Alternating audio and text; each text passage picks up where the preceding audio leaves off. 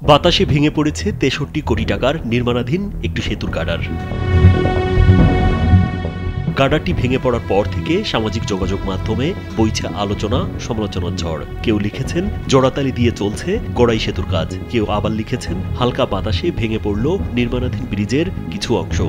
যখন এটা পড়ে তখন আর কি এটা বিকট শব্দ হয়, শব্দ হওয়ার পর এখানে গেছি যা দেখি ভেঙে পড়ে আছে। রাজবাড়ীর পাংশা উপজেলা ও মাগুরার শ্রীপুর উপজেলার মাঝ দিয়ে বয়ে যাওয়া গড়াই নদের উপর ৬৫০ মিটার দীর্ঘ সেতুটি নির্মাণ কাজ শুরু হয় ২০২০ সালে। সেতু নির্মাণে ব্যয় ধরা হয়েছে ৬৩ কোটি ৯১ লাখ টাকা। কাজটি পায় MM builders and engineering limited নামের একটি ঠিকাদারি প্রতিষ্ঠান।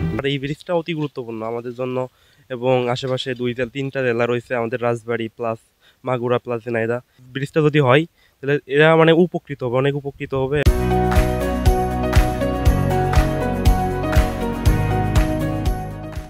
সেতুর কাজ শেষ না হওয়ায় বিভিন্ন সুবিধা থেকে বঞ্চিত এলাকাবাসী। যে ব্রিজ ৩০-৩৫ জনের কাজ করে, কাজের গতি নাই। ব্রিজ যত তাড়াতাড়ি সুবিধা হবে ততই আমাদের সুবিধা হবে। কেন গার্ডারটি ভেঙে গেছে এ বিষয়ে কথা বলতে নারাজ নির্মাণ কাজে নিয়োজিত শ্রমিকরা। তো ওইখানে কি হয়েছে না হয়েছে তারা যারা ছিল তারা বলতে পারবে।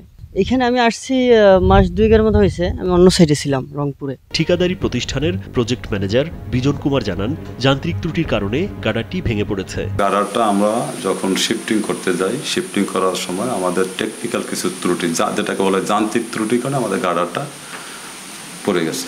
এ বিষয়ে অতিরিক্ত দায়িত্বপ্রাপ্ত উপজেলা প্রকৌশলী খন্দকার রাহাত ফেরদৌস জানান, ঊর্ধ্বতন কর্মকর্তারা সরেজমিনে বিষয়টি দেখবেন, সেই অনুযায়ী পরবর্তী ব্যবস্থা নেওয়া হবে। পরবর্তী করণীয় হলো আমাদের কনসালটেন্ট আসবে, বড় স্যাররা আসবেন, ওনারা এসে দেখবেন যে কি করা যায়, ওনারা পরামর্শ দেবেন, সেই অনুযায়ী কাজ করা হবে আর কি। ২০২৩ সালে নির্মাণ কাজ শেষ হওয়ার কথা থাকলেও ২ দফা মেয়াদ বাড়িয়েও এখনো ৮০% কাজ শেষ হয়নি।